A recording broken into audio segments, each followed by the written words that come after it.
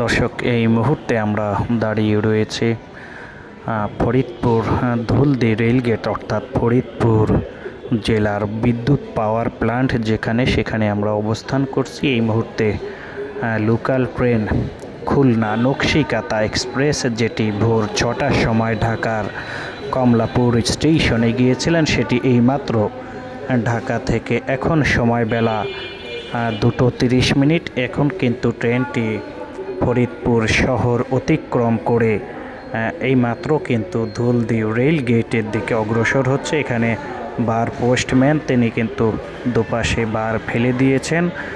দুপাশেই কিন্তু সারি সারি গাড়ির অবস্থান, অর্থাৎ রেল লাইনটি কিন্তু একেবারে মেইন সড়কের উপর দিয়ে গিয়েছে, সেটি আমরা আপনাদেরকে দেখানোর চেষ্টা করছি। এই মুহূর্তে কিন্তু ট্রেনটি